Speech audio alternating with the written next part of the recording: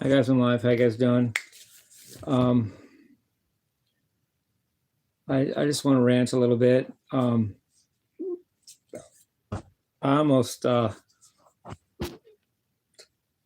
get scared to go live sometimes because I don't plan what I'm going to say, and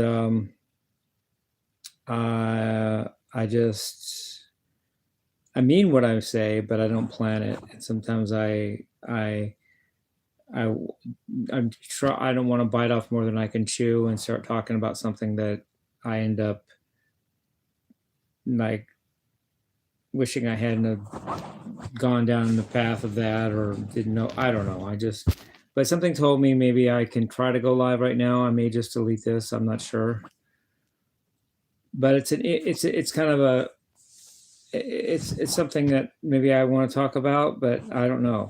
So let's just try talking about it and see if it works. I want to talk about Christianity and Christ. And probably, I'm not even sure I should, but maybe I will. I've been going to the Mormon church lately. I go once in a while, I don't know, I've gone several times in the last few weeks. They're the only Christians that I've seen that actually seem to mean anything good. Like they show love genuinely, and they don't. And I don't see any other Christians even showing love. Nothing. Just, I'm good, you're not. I'm going to heaven, you're not. Better watch out, you're going to hell. It's all doctrine, it's all head stuff, and it's all pride, self-righteous pride. And it's absolutely disgusting to me. But the Mormons I can kind of tolerate because they actually, they seem to show some genuine love. But I'm not going to follow them because they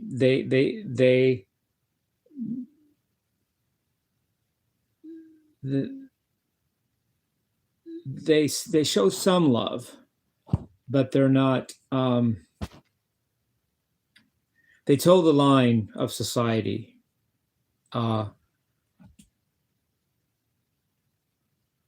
In a way that impresses me out of their organization, put it that way. If they were really loving completely, like if they were just, now this is earth shaking, they would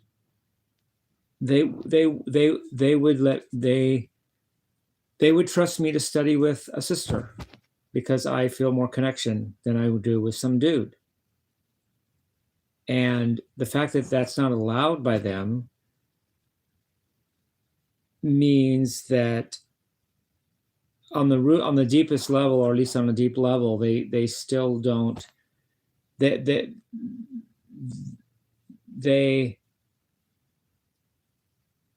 still interesting because they're assuming somehow written into that law of theirs is the assumption that I would take advantage of that situation and do more than study and think of it as a sexual opportunity.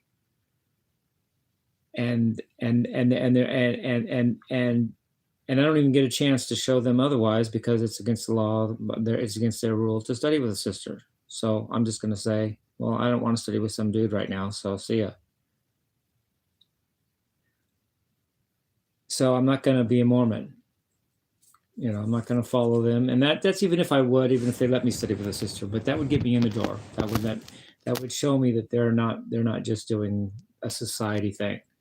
They're not just, yeah, we're Christian, we smile and we're loving, but you got to remember, society says guys and girls got to stay apart. And we go with society on that one. Oh, okay, thanks. See ya. They don't know me. They don't know that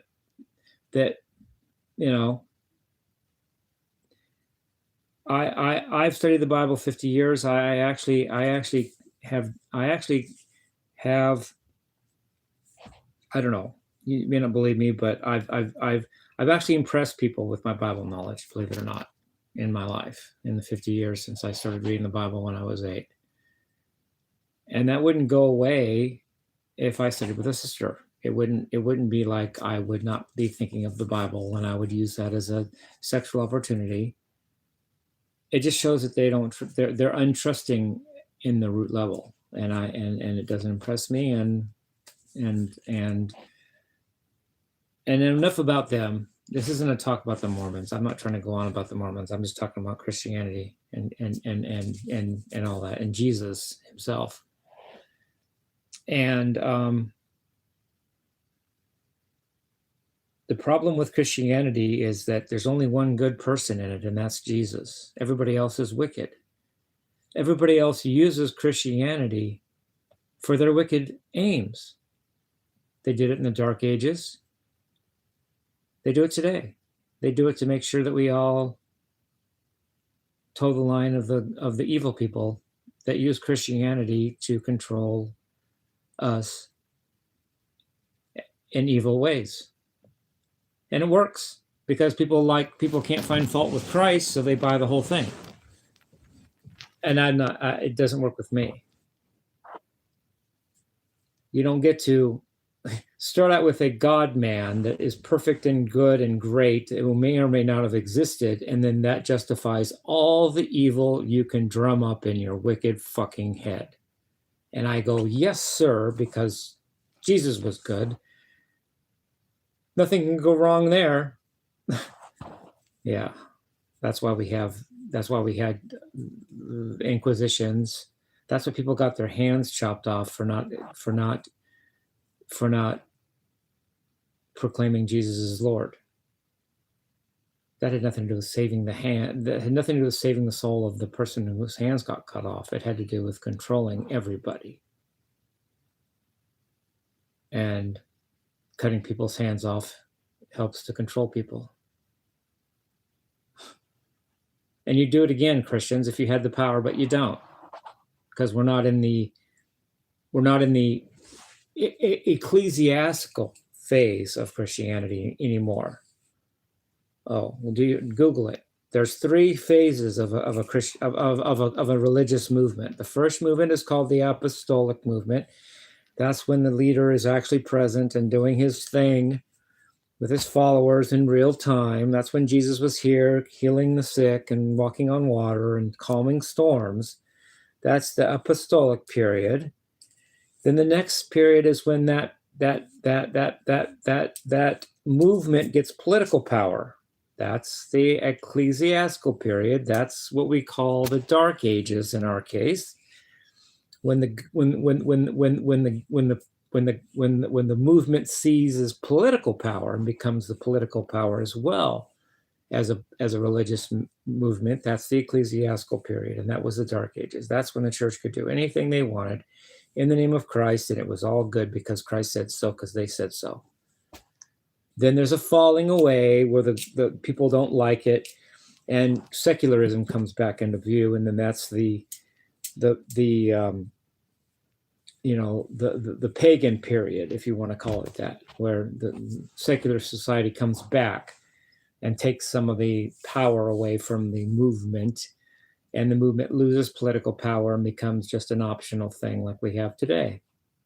That's the third stage in a movement, in a religious movement. Could have been anybody, but they picked Christ. They named it that. He may or may not have existed, but that's not the point. We're in the third stage now, where people actually have a choice. We're not in the apostolic period where we can actually see Jesus. Of course, we're not in the ecclesiastical period where the church will cut off my hands if I don't say Jesus is God. But we have still Christians lurking around every corner, wanting to cut my hands off if they could. Just not being able to, because it's not the ecclesiastical period anymore. It's the secular period, where the people come to their senses and say enough of this. And it took a lot to do that, because the Dark Ages were only a couple hundred years ago. Jesus, it's not even that long ago. We had to come to America. We had to leave the Dark Age Europe. We had to, I'm not. You know the history. The church wants that forever, just can't have it, because they don't have the power, but they would have. They don't change their motive. They don't change it in heart. They change in ability to execute. My asshole Christian neighbors would cut off my hands if they had the chance, but they can't. Sorry. And you know,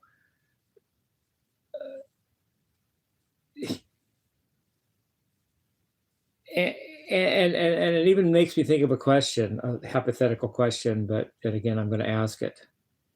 Would Christ be a Christian? If Christ were here today, would he really just be going to a church? You really think that? You think he's that small that even Jesus would have? I'm not Jesus, but Jesus would have nothing to do with most of these people. I have a feeling. I don't know that. I'll never know that. But Jesus would be disgusted with what people have done with him. He overturned the tables in his day, and that was just because they were selling a few things in the church. How about wars? How about inquisitions? All done in his name. He would be disgusted with Christianity and with Christians, is my thought. What do I know? But what do you know? It's just a thought I have. He would have nothing to do with Christians.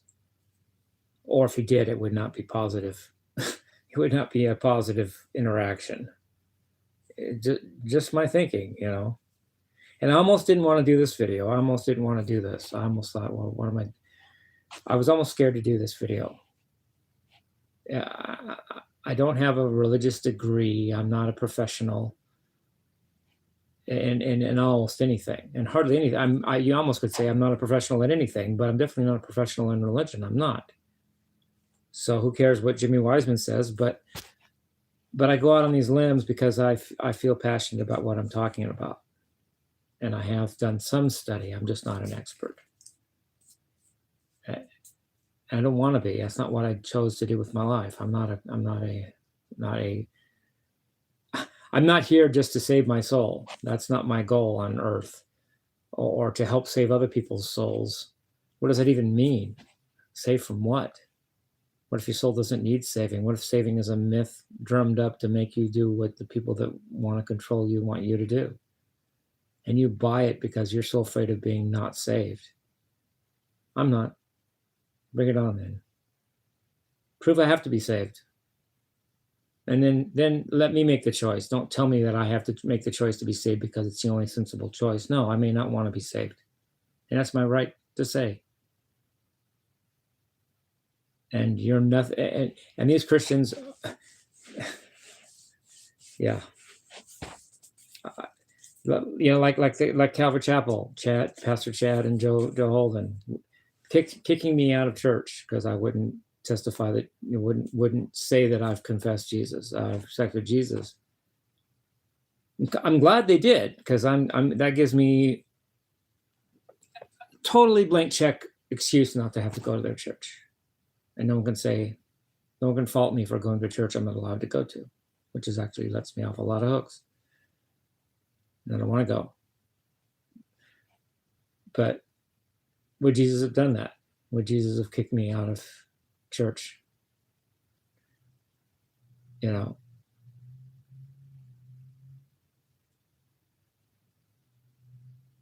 Anyway.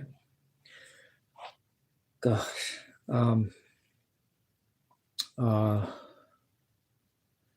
So anyway, thanks for people that that watch my channel. I appreciate it. The Matter has a term for things I go through. He calls it sundowning. It's when the sun's going down that I get cranky. And it happens on a daily basis, kind of like when the sun is going down around this time of night, and I get cranky. But it happens on a yearly cycle too. When the sun goes down as far as the winter, when it becomes winter, I kind of go south a little bit. I don't feel that good in winter. It's like sundowning, but on a yearly cycle, and I just kind of don't do as well. I don't like this time of year. but it's part of life. And if I want to live, I got to get through it.